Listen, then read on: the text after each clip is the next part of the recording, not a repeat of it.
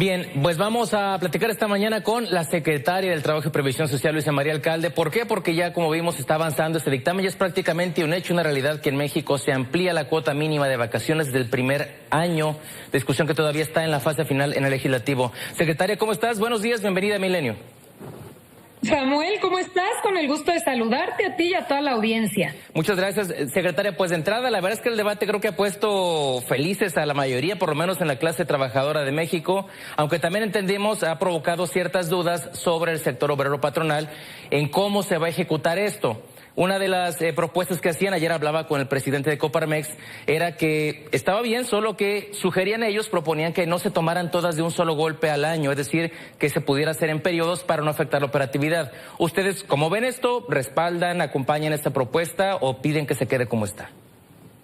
Mira, yo considero que es muy positivo que se esté discutiendo en el seno del Congreso. En el Senado también hay iniciativas en la Cámara de Diputados. Al final es un tema que ha quedado pendiente. ¿Por qué? Porque México en varias materias se quedó con mucho rezago en materia de derechos laborales individuales y colectivos. Y hemos venido avanzando poco a poco. Este tema de vacaciones era un tema de interés de muchas y muchos trabajadores. Hoy se discute, ya fue aprobado en comisiones y creo que pone a México por lo menos en los promedios. Si nosotros nos comparamos, por ejemplo, con Argentina, con Chile, con Colombia, vemos cómo ellos están en promedios de 14 días de vacaciones y nosotros nos habíamos quedado para posterior al primer año en 6 días. Entonces, considero que es muy importante que esta discusión se esté dando y también escuchar al sector empresarial. Eso siempre es válido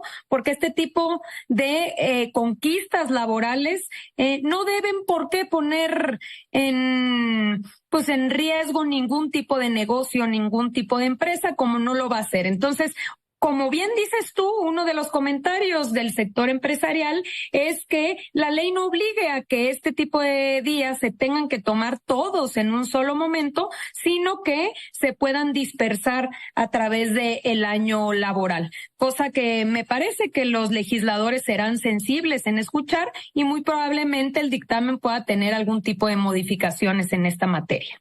Ahora, ya que pues lo pones justamente en comparativa con otros países en los que evidentemente México se había quedado rezagado en el tema de justicia laboral, de calidad de vida para los trabajadores, eso relevaría. También hay que ser honestos, México durante los últimos años ha sido reconocido por la calidad de mano de obra, pero también justamente porque para muchas empresas, sobre todo empresas transnacionales que traían sus manufacturas para acá, pues resultaba cómodo que el trabajador estaba en desventaja frente a otros países. Por ejemplo, Estados Unidos, hablando del ejemplo más cercano. ¿Esto le restaría en algún momento competitividad a México frente a otros países como China, por ejemplo? No lo creo. Fíjate que la teoría del gobierno anterior y del periodo neoliberal es que México tenía que ser competitivo ofreciendo salarios muy bajos, un sistema de control corporativo, sindical, sin posibilidad de movimientos y organizaciones, y también por el otro lado con derechos mínimos en la Ley Federal del Trabajo, como en el caso de vacaciones y otros derechos que se fueron extinguiendo, como el reparto de utilidades, y se decía, es que hay riesgo de que si nosotros avanzamos en la recuperación del salario y de los derechos laborales, vamos a asustar las inversiones y va a haber desempleo. Hemos visto que no es el caso. Se ha avanzado en salarios mínimos y estamos en los máximos históricos de empleo formal, en los máximos históricos de salario promedio y hemos venido viendo cómo se recupera y cómo el tratado comercial con Estados Unidos y Canadá, el TEMEC, que a diferencia del TLC pone en el centro de la agenda el respeto a los derechos laborales, ha venido a fortalecer las inversiones y no a debilitarlas. Entonces, como bien señalas tú, en México hay mano de obra calificada, somos reconocidos a nivel mundial como mujeres y hombres con excelentes niveles de compromiso y productividad, y por eso tiene que verse reflejado en los salarios y en las prestaciones de los trabajadores. Hemos avanzado en muchas materias, la reforma laboral en materia de libertad y democracia sindical, ahora con el nuevo sistema de justicia, ya previendo que los conflictos laborales sean mucho más ágiles de resolver, en reparto de utilidades con los incrementos históricos de 109% adicional, 100,000 millones de pesos más que las empresas reparten en los trabajadores, y quizá lo más importante es el salario, el hecho de que se creen empleos pero mejor pagados, porque queremos inversiones, pero esas inversiones deben de verse impactadas en las mujeres y hombres que trabajan en estas cadenas productivas. Si no, no tiene sentido. Se pueden dar todas las facilidades, como se les daban terrenos en materia fiscal, todas las facilidades, pero si eso no permea en beneficio de los trabajadores, pues no tiene ninguna justificación. Por eso el tema de vacaciones también es tan importante, porque como planteábamos, México se había quedado rezagado, sobre todo en estos primeros años de trabajo, y por eso nos parece muy importante que hoy el Senado de la República y la Cámara de Diputados retomen este tema y puedan hacer propuestas y llegar a un consenso responsable que permita acceder a más días de vacaciones a los trabajadores en México.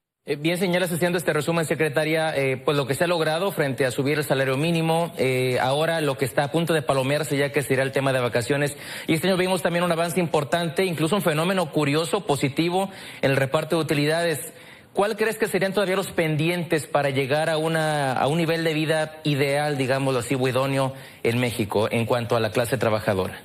Yo creo que hay que seguir avanzando en la protección de la seguridad social. Todavía hay muchas mujeres y hombres que trabajan todos los días y que no tienen esta protección, que trabajan en la informalidad, que no acceden al Instituto Mexicano del Seguro Social o a los créditos de vivienda y que no están ahorrando para el futuro. Y por eso nos estamos focalizando en grupos prioritarios. Por ejemplo, en el caso de las trabajadoras del hogar, en el caso de los jornaleros agrícolas, muchos de ellos asalariados que trabajan para empresas muy grandes, que exportan, pero que no han reconocido como trabajadores a todos aquellos que están involucrados en la cadena. Y también estamos trabajando hoy en día en todos los trabajadores de plataformas, que cada vez son más, ahora 500,000 de trabajadores que están excluidos de la seguridad social. Entonces, ¿qué sigue? Avanzar. Entender que la protección de seguridad social es elemental para el bienestar y para la seguridad de los trabajadores en nuestro país, porque es acceder a una vivienda. ¿Qué más importante que tener un patrimonio propio, una casa propia? Por el otro lado es estar aportando para la vejez, porque si no el destino es llegar a la última etapa de tu vida sin haber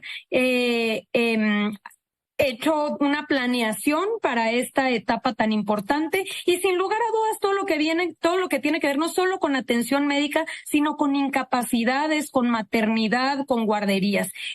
Me parece que es el siguiente reto en materia laboral, pero como bien dices tú, hemos venido avanzando de manera muy importante, como nunca antes, con cambios históricos en favor de los trabajadores. Antes solamente se veía un lado de la moneda, había un predominio de la visión digamos, de las empresas. Hoy se gobierna para todas y para todos, y también creo que hay mayor sensibilidad y mayor conciencia por parte del sector empresarial de que esto no los debilita, que hoy los fortalece.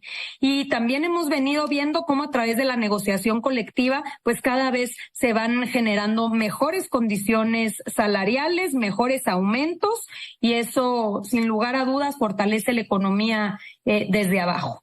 Pues ojalá, secretario, ojalá continúen estos avances, ojalá sean siempre en pro justamente de los trabajadores, de los mexicanos. Estaremos atentos a cómo vaya dándose, evolucionando y abonando, desde luego, a la economía del país. Gracias por atendernos en este espacio, Luisa María Alcalde, secretaria del Trabajo en México. Muchísimas gracias, un saludo para ti y para todos. Igualmente. Hasta luego.